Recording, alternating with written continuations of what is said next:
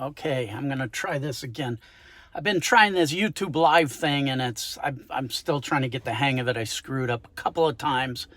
In some ways it's easier than the traditional way of shooting and then editing a video. In other ways it's a pain in the ass. So I haven't decided if I'm going to stick to this medium of live or not. Anyway, to the subject of winning in a casino, $682 a day, every day, whatever. Here's the deal. For some reason, suddenly I've been getting a lot of emails about a video I did a while back on how to win at craps. Now, I used to play craps huge. I mean, I would play big too. I mean, big. I used to have what's called a noir card. I don't know if you guys know. If you go into a casino, they give you these player cards, and that rates your play. So every time you play a slot machine or play a table game, you give them the card, and they mark down how much you gamble. So at that time, back in the day when I was playing craps big, I had what was called a noir card. Noir being the highest level. You have to be invited into the noir level. There were, at the time I was in it, there were only 200 people in the world betting big enough to be in the noir level. That's how mental I was with gambling. And that was at craps. Now, like I say, I've been getting a lot of emails. All of a sudden, I don't know, maybe somebody shared my video on it or something. I don't know what's going on. Talking about that craps video I made a while back and giving me a lot of shit about it. Well, I'm telling you, that's what worked for me. I used two paradigms. One was bet selection, and I used to bet the don't pass. And the other was money management. Now, let me talk a little bit about this so I can get you guys on track. Craps is a game that has a low house edge, but it can kill you like anything else.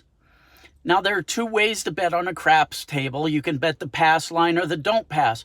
I prefer the don't pass line, and the reason I prefer it is because anytime any point is established,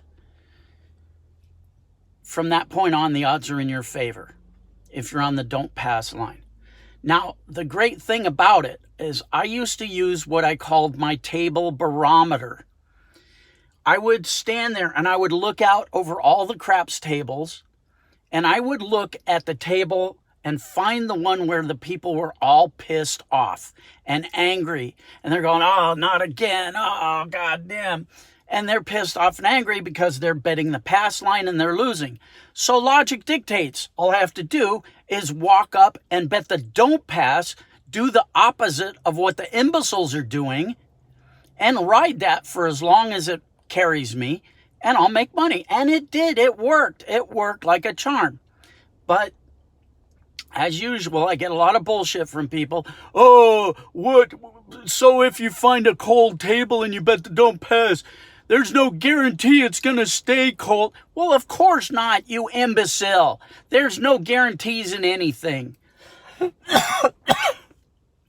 People make me mental. They want an ironclad guarantee that they're going to win every bet every single freaking time, and it makes me mental. Here's your goal. Win more often than you lose. Win more money than you lose. That's all you have to do, and you can become rich. You idiot, you. But so many people have unrealistic expectations of their gambling that you have to have a win goal and a loss limit. But most people, they're so freaking greedy. Here's my analogy of this. Let's say you invested in a stock, and the stock went up 80%, you would be happy as hell. And you would take your money and be happy. You'd cash out and be happy. But when people gamble, they don't do that. They want an 8,000,000% return on their investment. And they will sit there and they will go and go and go. Look, buy in for $100. If you make $80, grab that profit and run. And on the other side of that coin, buy in for $100. If you lose $80, grab your 20 buck and take your loss and go try again. Don't fight against the tide. The trend is your friend. And that's what I'm getting at with this don't pass method. So if you find a cold table and you bet the don't pass, what you're taking advantage of is a principle in math. Let me see if I can explain this adequately and, to the point where I sound somewhat coherent. There's a principle in math that says, and I'm going to paraphrase this for imbeciles, all things being equal, you will find, what's it called? You will find irrational differences in the results. In other words, let's take roulette as an example. Roulette has 38 numbers on the wheel. If you spin that wheel 38 times, you will not get 38 different numbers. You'll have some numbers that repeat several times and some numbers that don't show up at all. You could spend 150 freaking years to try and spin that wheel 38 times to get 38 different numbers without one repeating and without one being left out. That's called that's the principle in math that I'm talking about. So what you're doing when you walk up to a cold table and you start betting the don't pass line is you're betting on that group bunching up, the law of clusters. So you're betting that you're going to get a cluster of the same results. And when that stops, you leave. But the other important thing is money management. Your money management is most important. It's more important than your bet selection.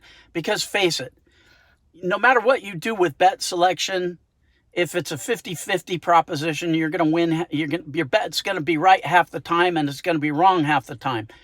Unless you're good at using my table barometer and it works for you. And again, sometimes it works and sometimes it doesn't.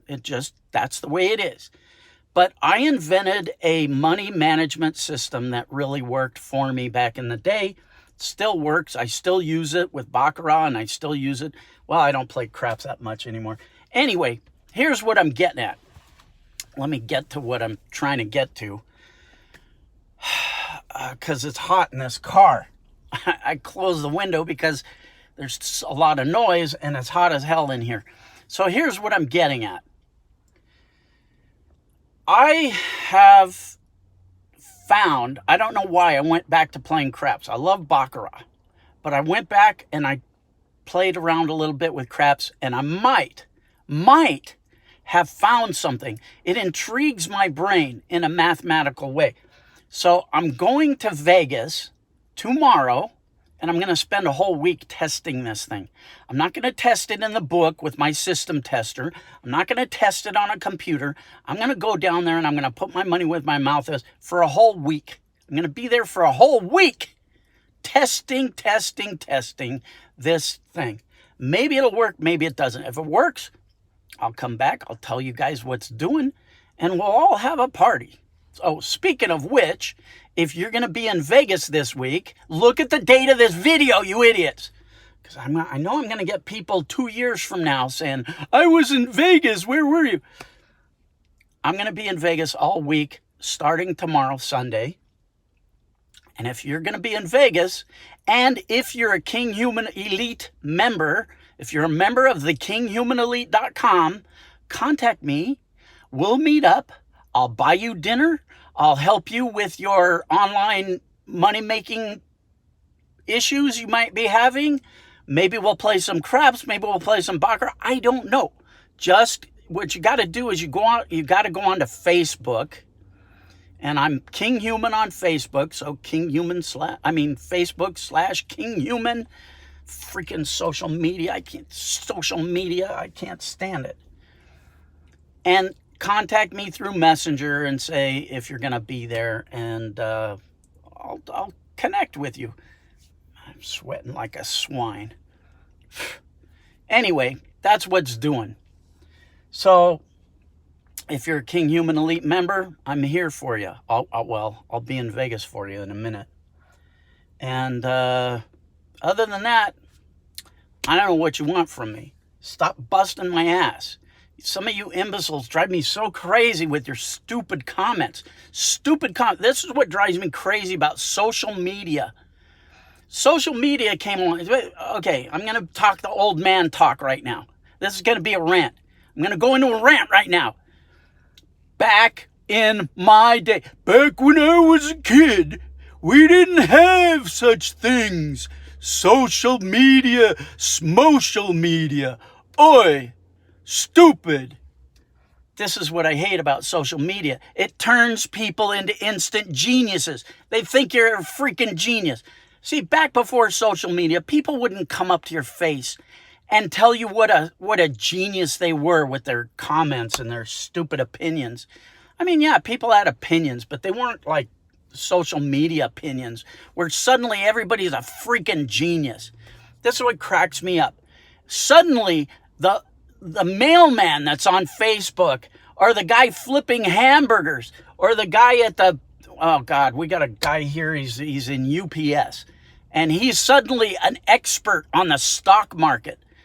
And he's just so obnoxious about how much he knows about the stock market. Yet he's still pushing packages in the UPS package line.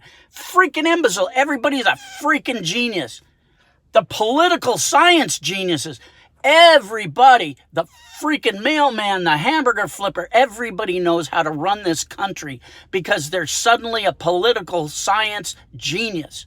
And they tell you that every day on Facebook and Twitter and Kiss My Ass Tube and whatever. Have they ever picked up a book on political science? No. Do they even know political science is a science? No. They know, about, but yet they can't be wrong. Oh my God. Okay. I can't take it anymore. I'm sweating. I'm dying. I'm fumbling. Okay, go away. I don't know what to tell you. Try and hook up in Vegas, whatever. Okay, how do I turn this stupid thing off?